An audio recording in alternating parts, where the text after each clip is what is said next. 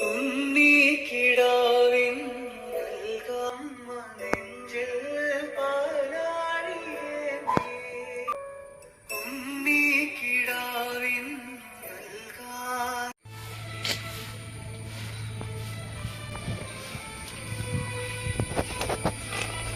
തുറന്നിട്ട് വിലയുടെ പോയി. അശ്വതി അമ്മേ,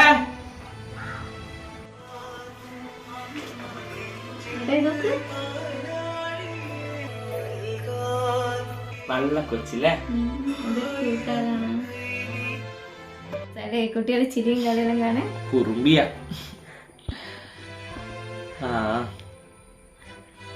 നമുക്ക് മാത്രം ആ ഭാഗ്യമില്ലാണ്ടായിട്ട്.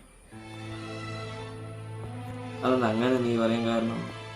ഏട്ടൻ എന്നെ ആലോചിച്ചു നോക്ക്, കല്യാണം കഴിഞ്ഞിട്ട് 6-7 കൊല്ലായി. എന്നിട്ട് ആർക്കും മക്കളുണ്ടാവില്ല? 10 കൊല്ലം ആയിട്ട് മക്കളുണ്ടായിട്ട് ആർക്കില്ല. നീ നെഗറ്റീവ് പറയല്ലേ? എന്നാ കുടുംബക്കാര് നാട്ടുകാര് എല്ലാരും കുത്തുവാക്കും കേട്ടും മടുത്ത. ഈ പറയുന്ന കുടുംബക്കാരും നാട്ടുകാരും എനിക്ക് ചെലവിന് എഴുതണ്ട. അവരാണ് നമ്മുടെ ജീവിതം തീരുമാനിക്കുന്നത്.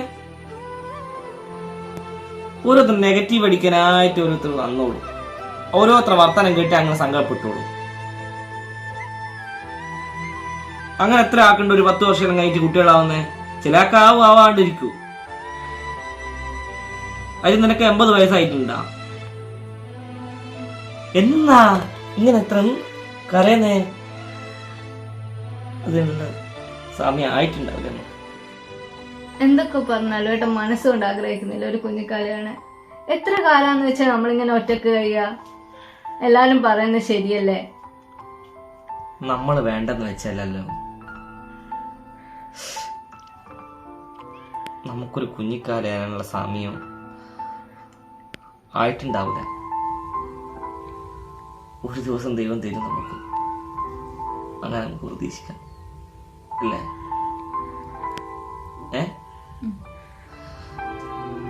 ഏട്ടൻ എന്നെ സമാധാനിപ്പിക്കാൻ വേണ്ടി ഇങ്ങനെയൊക്കെ പറയുന്നെന്ന് എനിക്കറിയാം. ഓളെയും കുട്ടിയൊന്നും ഇങ്ങോട്ട് വാ.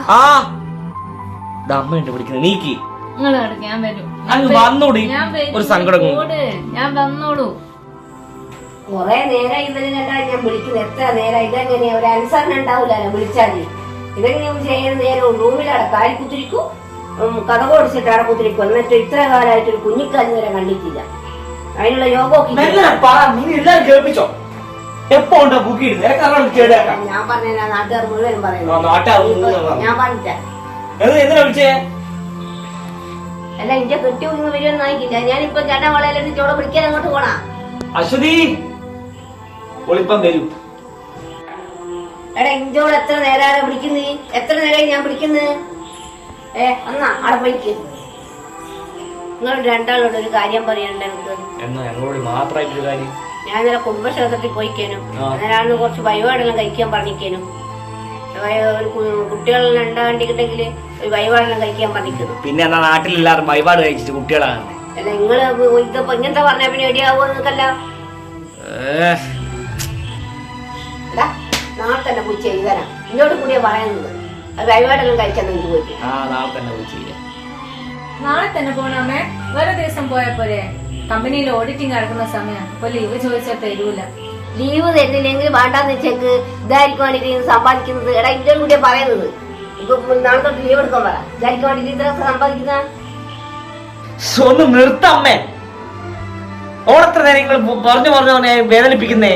ഓളെ തെറ്റാ കുട്ടികളാവാത്തെ?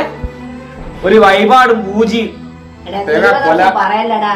എന്നാലെങ്കിലും ഒരു അച്ഛനാട്ടടങ്ങി പറഞ്ഞാൽ കേൾക്കണം കുറച്ച്. അതൊന്നും ചെയ്യാ. ഓളെന്തായാലും പോകും. നാളത്തെ ലീവ് കിട്ടിയാലും കിട്ടിയില്ലെങ്കിലും നാളത്തെ പൂജയിൽ പങ്കെടുക്കണം. ഇനി നിങ്ങളെ ഇഷ്ടം പോലെ ആയിക്കോളൂ. നിങ്ങളെ ഇഷ്ടത്തിൽ പോവോ വരുമോ എന്താണെന്ന് വെച്ചാൽ വേണം ചെയ്തോ. ഞാൻ എന്നായിട്ടാ വേണ്ടേ? ദൈവം എന്ത് തെറ്റ് ചെയ്തിട്ട് എന്നെ ഇങ്ങനെ പരീക്ഷിക്കുന്നത്? നീ അമ്മ പറഞ്ഞിട്ട് അപ്സെറ്റ് ഒന്നും വേണ്ട. അതിന് ടെൻഷനും കൊടുക്കണ്ടേ? അമ്മേന്റെ സങ്കടം കൊണ്ട് പറഞ്ഞേ. അമ്മേനെ ഞാൻ പറഞ്ഞ് മനസ്സിലായിക്കോളാം.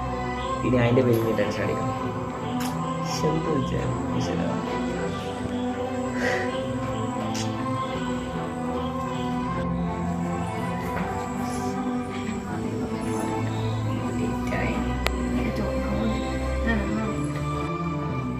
നീ എന്നാടെ തോന്നേ ഇതെടുക്കാൻ വരുന്ന എത്ര സമയം നിന്റെ വിചാരോ?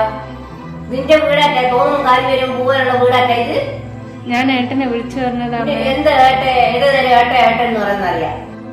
കൊറേ നേരം ഏട്ട ഏട്ടാന്ന് പറയുന്നത് ഓനോട് സ്നേഹം ഞാൻ പറയുന്ന കാര്യം അനുസരിക്കണം. ഞാൻ എന്ത് വേണമെന്ന് അമ്മ പറയുന്നത്? അമ്മ പറ, ഞാൻ അനുസരിച്ചോളാം. ഇന്നെ കൊണ്ട് എന്റെ മോന് ജന്മത്തിൽ ഒരു കുഞ്ഞിനെ കൊടുക്കാൻ നിനക്ക് തോന്നില്ല. അതുകൊണ്ട് ഇനി അവന്റെ ജീവിതത്തിൽ നൊഴിഞ്ഞേറണം. അങ്ങനെയെങ്കിലും അവൻ രക്ഷപ്പെട്ടോട്ടെ. എന്നിട്ടൊരു കല്യാണം കഴിച്ച് കുട്ടികളും കുടുംബമായിട്ട് അവൻ ജീവിച്ചോട്ടെ. അമ്മ എന്തൊക്കെയാ പറയുന്നേ? ഞാൻ ഏട്ടന്റെ ജീവിതത്തിൽ നിന്ന് ഏട്ടൻ സന്തോഷത്തോടെ ജീവിക്കും നമുക്ക് തോന്നുന്നുണ്ടാ? പിന്നെ എനിക്ക് പ്രഗ്നന്റ് ആവാൻ കഴിയില്ല എന്നൊന്നും ഡോക്ടറൊന്നും വിധി ചെയ്തിട്ടില്ലല്ലോ. ട്രീറ്റ്മെന്റ് നടന്നുകൊണ്ടിരിക്കല്ലേ? കൊറേ കാലം ഡോക്ടർമാരെല്ലാം കാണിക്കുന്നു. ഇതുവരെ ഒരു ഫലവും കണ്ടിക്കില്ല. പൈസ മുഴുവനും എന്റെ മോന്റെ തീർത്ത്. ഏത് നഷ്ട സമയത്താ എന്റെ മോന്റെ ജീവിതത്തിൽ കാര്യം വന്നു കഴിഞ്ഞി.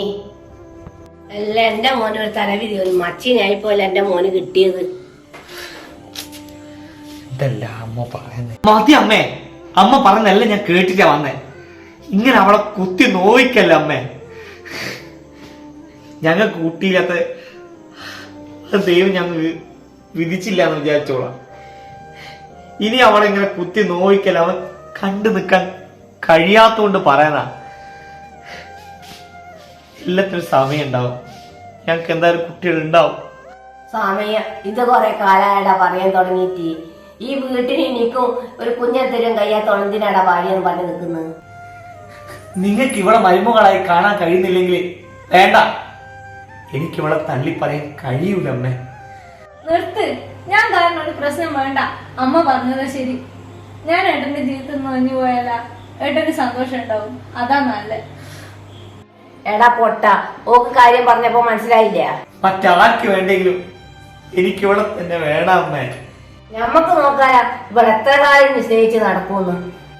വിവാഹശേഷം കുട്ടികളില്ലാത്തതിന്റെ പേരിൽ ദമ്പതികൾ നേരിടുന്ന വെല്ലുവിളികൾ ചെറുതൊന്നുമല്ല. വന്ധ്യതയ്ക്ക് സ്ത്രീയും പുരുഷനും ഒരുപോലെ കാരണക്കാരായിരുന്നിട്ടും പലപ്പോഴും സ്ത്രീ മാത്രമായിരിക്കും കുത്തുവാക്കുകൾ ഏറ്റുവാങ്ങേണ്ടി വരുന്നത്. ഇത്തരം ദമ്പതിമാരോട് എനിക്കൊന്നേ പറയാനുള്ളൂ, നിങ്ങൾ നിങ്ങളുടെ ആത്മവിശ്വാസം കൈവിടാതിരിക്കൂ. നിങ്ങൾക്കും ഇത്തരത്തിലുള്ള അനുഭവം ഉണ്ടായിട്ടുണ്ടെങ്കിൽ താഴെ കമൻറ്റ് ചെയ്യണം. വീഡിയോ ഇഷ്ടപ്പെട്ടാൽ പ്ലീസ് സബ്സ്ക്രൈബ് ആൻഡ് ലൈക്ക്.